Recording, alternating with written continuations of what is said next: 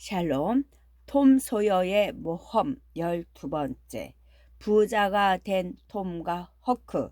부자가 된 톰과 허크. 허크가 말했다. 톰, 밧줄만 구할 수 있으면 여기서 도망칠 수 있을 텐데 창문이 그리 높지 않으니까. 허크, 뭐 때문에 도망치고 싶다는 거야? 난 사람들이 저렇게 북적거리는 데는 불편해. 참을 수가 없다고. 난 아래층으로 내려가지 않을 거야, 톰. 이런 세상에. 아무 일도 아니라고. 난 아무렇지도 않아. 내가 있으니까 괜찮아. 그때 시드가 나타났다. 형, 이모가 오후 내내 형을 기다렸어. 메리 누나가 교회 갈 때 입는 제일 좋은 옷도 준비해 놓고 말이야. 다들 형 때문에 얼마나 걱정한 줄 알아? 근데 형 옷에 묻은 게 진흙하고 촛농 맞아? 시드, 가서 네 할 일이나 잘해. 그런데 도대체 왜들 이 야단이니? 더글러스 아주머니가 늘 여는 파티래. 이번에는 존스 할아버지랑 그 아들들을 위한 파티라고 하던데, 지난번에 더글러스 아주머니를 구해준 일에 보답한다고 말이야. 그리고 형이 듣고 싶다면 한 가지 말해줄 것도 있어. 그게 뭔데? 존스 할아버지가 오늘 밤 여기에서 사람들에게 털어놓을 이야기가 있다나 봐. 이모한테 말하는 것을 내가 엿들었거든. 지금까지는 비밀이었대. 하지만 이제 뭐 비밀도 아니지. 모두들 알고 있으니까 말이야. 더글러스 아주머니도 일부러 시치미를 떼고 있지만 다 알고 있는 모양이야. 존스 할아버지가 허크가 꼭 있어야 한다고 했어. 허크가 없으면 이 중대한 비밀을 털어놓을 수가 없대. 무슨 비밀인데, 시드? 허크가 도둑놈들 뒤를 밟아서 더글러스 아주머니 때 집까지 갔던 일이지 뭐겠어? 존스 할아버지는 다들 깜짝 놀라게 해주고 싶은 모양이지만 아마 실망할걸? 시드는 아주 만족스럽다는 듯 혼자 기분이 좋아서 키득거렸다. 시드, 네가 동네방네 떠들고 다녔지. 누가 말했는지는 별로 중요한 게 아니야. 그보다 중요한 건 이미 누군가가 말해서 다들 알고 있다는 거지. 우리 마을에서 그런 비열한 짓을 할 놈은 단 한 사람밖에 없어. 시드, 바로 너라고. 만약 네가 허크였다면 넌 몰래 언덕을 내려왔을 거고 그 나쁜 놈들에 대해서도 절대 말하지 못했을 거다. 넌 비열한 짓 말고는 아무것도 할 줄 모르니까. 넌 다른 사람이 착한 일을 해서 칭찬받는 꼴도 못 보잖아. 더글러스 아주머니 말투를 흉내내어 한마디 하자면 사양할 거 없어, 시드. 그러더니 톰은 시드의 뺨을 후려 갈긴 다음 발로 몇 대 차서 문 밖으로 쫓아냈다. 가서 이모한테 이루고 싶으면 얼마든지 일러라. 내일 혼쭐을 내줄 테니. 몇 분 뒤 더글러스 부인의 집에 온 손님들은 저녁 식탁에 둘러 앉았다. 당시 그 고장의 풍습대로 12명의 아이들은 작은 식탁에 둘러 앉았다. 적당한 때에 맞춰 존스 노인이 일어나 짧게 인사말을 했다. 더글러스 부인에게 자신과 아들들을 위해 이런 자리를 마련해 주어서 고맙다고 말하고, 사실 인사를 받아야 할 사람은 따로 있는데 너무 겸손한 사람이라고 말했다. 존스 노인이 말을 이었다. 노인은 이 사건에 허크가 관련되어 있다는 비밀을 털어놓으면서 허크의 역할을 아주 멋들어지게 설명했다. 사람들은 이따금 짐짓 놀란 척하기도 했는데 사실 이렇게 훈훈한 이야기를 들을 때 사람들이 아무것도 모르고 있었더라면 좀 더 열렬한 반응이 있었을 것이다. 하지만 더글러스 부인만은 깜짝 놀라는 척하며 허크에게 찬사와 고마움을 한없이 쏟아 부었다. 허크는 모든 사람들의 관심과 찬사를 한몸에 받는 것이 얼마나 거북스러웠던지 새 옷을 입어서 불편한 것 따위는 까맣게 잊을 정도였다. 부인은 허크를 데리고 살면서 학교도 보내주고 장사를 하고 싶다면 그렇게 해주겠다고 했다. 톰은 기회를 놓치지 않고 말했다. 돈은 필요 없어요. 허크는 이제 부자예요. 이런 농담에 당연히 웃음이 터져 나올 법했지만 예의를 지키느라 모두들 웃음을 참고 있었다. 잠시 어색한 침묵이 흘렀다. 톰이 침묵을 깨뜨리며 다시 말했다. 허크는 돈이 많아요. 믿지 못하시겠지만 정말 돈이 많아요. 그렇게 웃지 마세요. 보여드릴 수 있어요. 잠깐만 기다리세요. 톰은 문으로 달려나갔다. 사람들은 어리둥절한 표정으로 서로를 쳐다보다가 호기심 어린 눈빛으로 허크를 쳐다보았다. 허크는 입을 꾹 다물고 있었다. 폴리 이모가 물었다. 시드, 형이 왜 저러니? 제가 하는 일은 도통 종잡을 수가 없다니까 말이야. 난 정말. 톰은 무거운 자루를 낑낑거리며 들고 들어왔다. 폴리 이모가 미처 말을 다 끝내지도 못했을 때였다. 톰은 식탁에 노란색 금화를 쏘아 붓고는 말했다. 자, 보세요. 제 말이 맞죠? 반은 허크 거고 반은 제 거예요. 모여있던 사람들은 숨도 제대로 쉬지 못했다. 다들 쳐다보면서 아무 말도 못했다. 하지만 모두들 어떻게 된 일인지 알고 싶어 하는 것만은 역력했다. 톰은 처음부터 자세히 설명했다. 이야기는 무척 길었지만 흥미진진했다. 너무나 놀라운 이야기에 빠져서 어느 누구 하나 중간에 끼어들지 않았다. 이야기를 끝내자 존스 노인이 말했다. 난 오늘 아주 놀라운 소식을 준비했다고 생각했는데 내 얘기는 이 일에 비하면 아무것도 아니었군요. 정말 아무것도 아니었어요. 인정합니다. 사람들은 돈을 세어 보았다. 12,000달러가 조금 넘었다. 그곳에 모여있던 사람들 중 몇몇은 그보다 재산이 더 많은 사람도 있었지만 지금까지 어느 누구도 이렇게 많은 액수를 두 눈으로 직접 본 적은 없었다. 허크의 결정. 독자 여러분은 톰과 허크에게 찾아온 뜻밖의 행운이 가난하고 작은 세인트피터즈버그 마을에 엄청난 파문을 일으켰다는 이야기를 들으며 흐뭇할 것이다. 액수도 액수거니와 그것도 몽땅 현금이라는 사실이 믿어지지 않을 정도였다. 이 이야기는 어딜 가나 화제거리가 되었고 사람들은 마냥 부러워하며 감탄에 마지 않았다. 심지어는 많은 사람들이 이성을 잃고 흥분하는 경우도 적지 않았다. 세인트피터즈버그는 물론이고 그 근처 모든 마을에 있는 유령의 집이란 집은 모두 파헤쳐지고 마룻바닥이 판자나 남지 않고 다 뜯겨져 나갈 정도로 시련을 겪었다. 그것도 어린 아이들이 아니라 어른들에 의해서 말이다. 그 중에는 아주 신중하고 현실적인 사람들도 끼어 있었다. 톰과 허크는 가는 곳마다 사람들의 눈길을 끌었고 정중하게 대접받았다.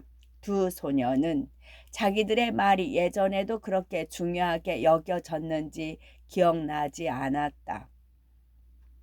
그러나 지금은 무슨 말을 하건 사람들이 그 말을 대단히 중요하게 여기고는 따라하기도 했다. 두 아이가 하는 행동은 모두 대단한 것으로 여겨졌다. 그래서 아이들은 이제 평범한 말과 행동조차 마음 놓고 할 수 없는 처지가 되었다. 더욱이 아이들의 지나간 모든 일들이 낱낱이 파헤쳐지고 사소한 일까지도 뛰어날 정도로 독창적이었다고 여겨졌다. 마을 신문에도 두 아이의 삶에 대한 기사가 실리기도 했다. 더글러스 부인은 허크의 돈을 육부 이자로 투자했으며 대처 판사도 폴리 이모의 요청으로 톰의 돈을 똑같이 투자했다. 이제 두 아이는 수입이 생기게 된 것이다. 1년 내내 하루에 1달러이고 일요일엔 50센트였으니 그야말로 엄청난 수입이었다. 그건 목사의 수입, 아니 목사가 받고 있는 예상 수입과 맞먹는 액수였다.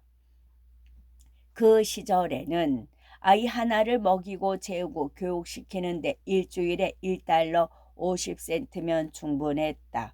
물론 입히고 씻기는 것도 포함해서 말이다. 대처 판사는 톰을 아주 좋게 생각하게 되었다. 평범한 아이였다면 자기 딸을 동굴에서 구해내지 못했을 거라고 말했다.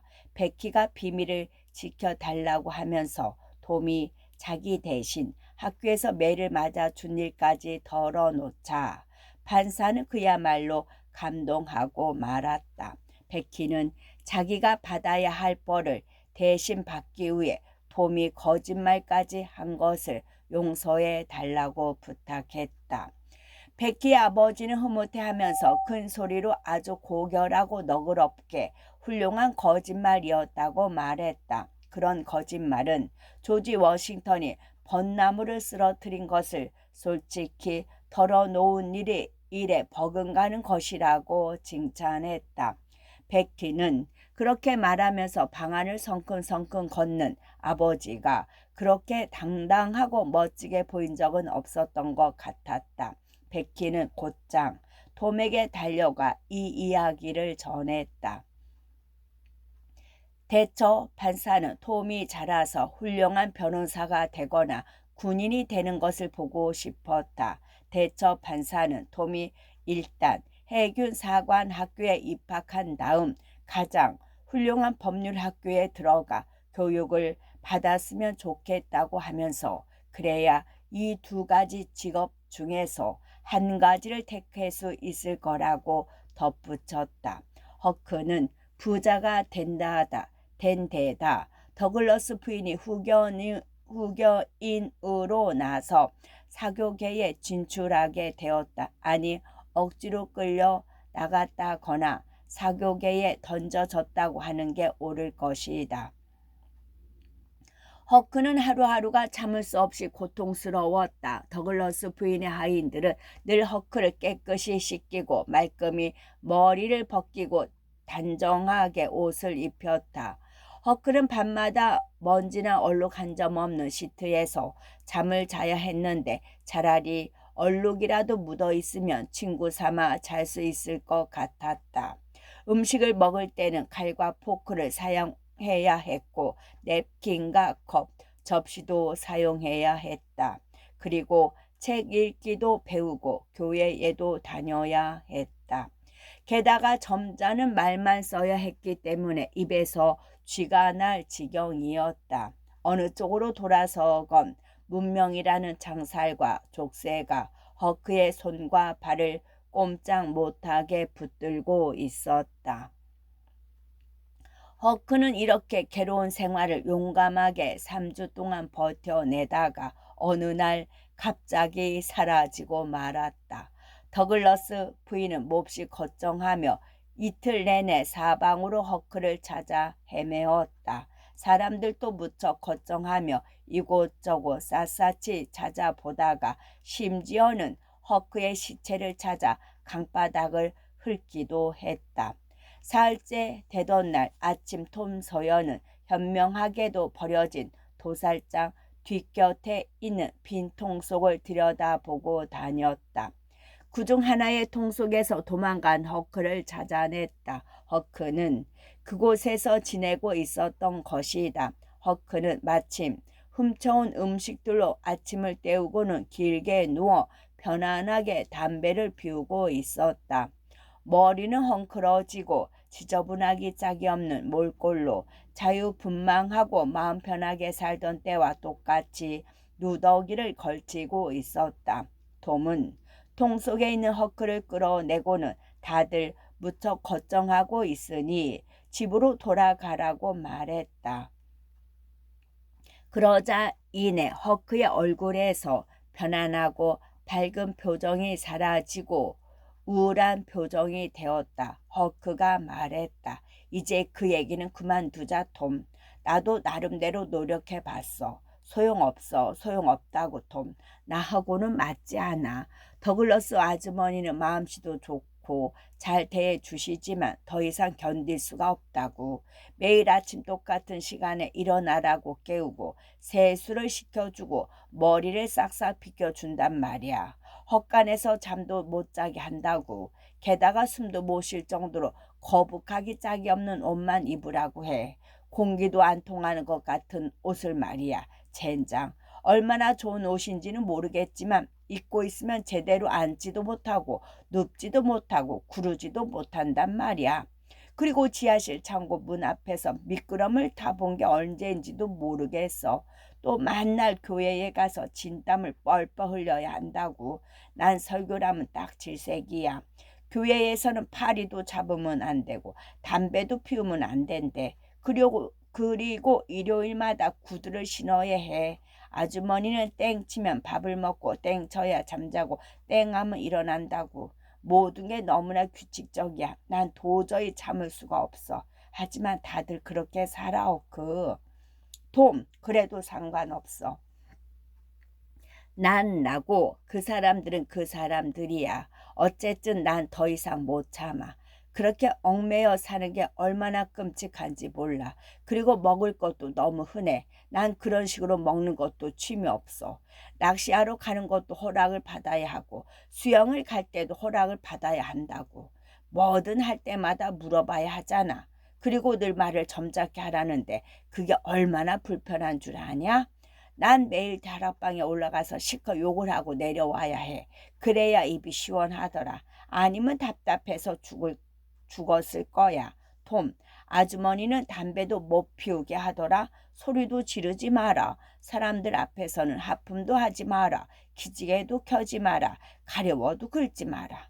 그러더니 허크는 소름이 끼친다는 듯 몸을 부르르 떨었다.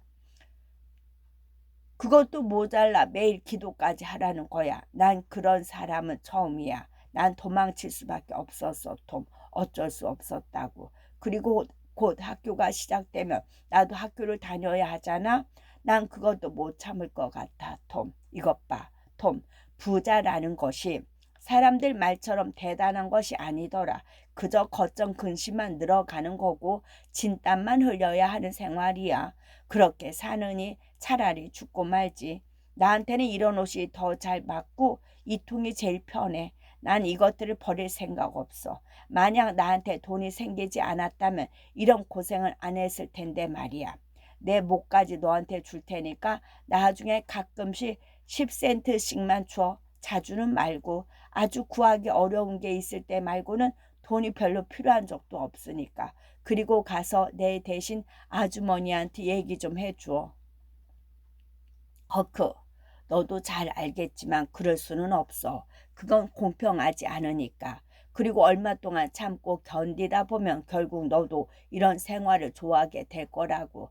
좋아하게 된다고? 야, 그건 뜨거운 난로 위에 오래 앉아있으면 난로를 좋아하게 된다는 말이랑 똑같아. 싫어, 톰. 난 부자가 되고 싶지도 않고 망할 놈의 숨막히는 집에서 살고 싶지도 않아. 난 숲이 좋고 강이 좋고 그리고 이 통이 좋아. 난 이렇게 살 거라고. 총이며 동굴 은시처며 의적이 될 수 있는 준비는 다 되었는데 이런 귀찮은 일이 생겨서 다 망쳐버렸어. 톰은 기회를 놓치지 않고 이때다 싶어 허크에게 말했다. 허크, 부자가 되었다고 의적이 되지 말라는 법은 없어. 정말이야? 너 그거 진심이니, 톰? 물론이지. 진심이고 말고. 하지만 허크, 네가 사람들한테 존경받을 만한 인물이 되지 못하면 우리 배에 끼워줄 수 없어. 너도 그쯤은 알고 있겠지? 기뻐하던 허크의 희망이 꺾여 버렸다. 날 끼워줄 수 없다고, 톰? 하지만 해적 놀이를 할 때는 끼워줬잖아. 맞아. 하지만 이번엔 달라. 의적은 해적보다 조금 격이 높거든. 보통 대부분의 나라에서 의적들은 공작이나 뭐 그런 사람들한테 사회적으로 높은 지위를 가지고 있다고. 톰, 너 지금까지 나하고 아주 친하게 지냈잖아. 그렇지? 날 빼버리지는 않겠지? 안 그래, 톰? 그렇게 하지는 않을 거야. 그렇지, 톰? 허크. 나도 정말 그렇게 하고 싶지 않아. 정말이라고. 하지만 사람들이 뭐라고 하겠어. 톰 소여 일당에는 정말 형편없는 인물들만 있어. 사람들은 바로 너를 두고 그렇게 말할 거라니까. 허크. 그렇게 되면 너도 기분이 좋지 않을 거야. 그건 나도 마찬가지고. 허크는 잠시 아무 말도 하지 않았다. 마음속으로 뭔가 곰곰이 생각하는 모양이었다. 마침내 허크가 말했다. 알았어. 더글러스 아주머니 집에서 돌아가 한 달 동안 노력해 볼게. 얼마나 참아낼 수 있나 본다고. 하지만 날 꼭 끼워준다고 약속해야 해, 톰. 좋아, 허크, 멋지다. 자, 가자, 친구. 내가 아주머니한테 널 좀 자유롭게 풀어달라고 부탁해 볼게. 그렇게 해줄래, 톰? 그렇게 해줄 거지? 잘됐다. 조금 자유롭게 풀어준다면 몰래 담배도 피우고 혼자 있을 때 욕도 하고 나가고 싶을 때 휙 밖으로 나가기도 할 텐데 말이야. 그런데 언제 아이들을 모아 의적이 될 거니? 곧 해야지. 아이들을 모아서 오늘 밤 입단식을 해야겠다. 뭘 한다고? 입단식? 그게 뭔데? 몸이 갈기갈기 찢기는 한이 있어도 서로 돕고 우리 조직의 비밀을 누구에게도 발설하지 않으며 우리 조직원을 괴롭히는 자는 누구든지 다 죽이겠다고 맹세하는 의식이야. 이야, 그거 신난다. 정말 근사해, 톰. 정말이야? 물론이지. 이 맹세는 자정의 가장 무시무시한 곳에서 해야 해. 유령이 집이 딱 좋은데 지금은 다 폐허가 되어버렸으니 어쩐다. 어쨌든 자정에는 할 수 있잖아, 톰. 그래, 맞아. 죽은 사람의 관 앞에서 맹세를 하고 피로 서명을 하는 거야. 야, 정말 그렇듯하구나. 해적보다 몇 배나 더 근사하다. 난 죽을 때까지 더글러스 아주머니 옆에 붙어 살래. 내가 끝내주는 의적이 되어서 사람들 입에 오르내리면 아주머니는 날 진창에서 꺼내 키워준 것을 아주 자랑스럽게 여기실 거야. 물론이지. 이 맹세는 자정에 가장 무시무시한 곳에서 해야 해. 유령의 집이 딱 좋은데 지금은 다 폐허가 되어 버렸으니 어쩐다. 어쨌든 자정에는 할 수 있잖아, 톰. 그래, 맞아. 죽은 사람의 관 앞에서 맹세를 하고 피로 서명을 하는 거야. 이야, 정말 그렇듯하구나. 해적보다 몇백 배는 더 근사하다. 난 죽을 때까지 더글러스 아주머니 옆에 붙어 살래. 내가 끝내주는 의적이 되어서 사람들 입에 오르내리면 아주머니는 날 진창에서 꺼내 키워준 것을 아주 자랑스럽게 여기실 거야. 맺은 말. 이야기는 이렇게 끝이 난다. 엄격하게 따지자면 이 책은 한 소년의 이야기이므로 여기서 끝낼 수밖에 없다. 이야기가 계속되면 소년이 아니라 어른의 이야기가 되기 때문이다. 작가가 어른들에 대해 글을 쓸 때에는 어디서 끝을 맺어야 할지 정확하게 알고 있다. 즉, 결혼과 함께 끝을 맺으면 된다. 하지만 소년에 대한 이야기를 쓸 때에는 가장 적당하다고 생각되는 곳에서 끝내야만 한다. 이 책에 등장하는 대부분의 인물들은 잘 성장하여 아주 행복하게 살고 있다. 언젠가 이들을 찾아내어 어떤 사람으로 성장했는지 알아보는 것도 뜻깊은 일이 될 것이다. 그러나 지금은 그들의 삶에 더 이상 끼어들지 않는 것이 가장 현명한 일일 것이다. 끝.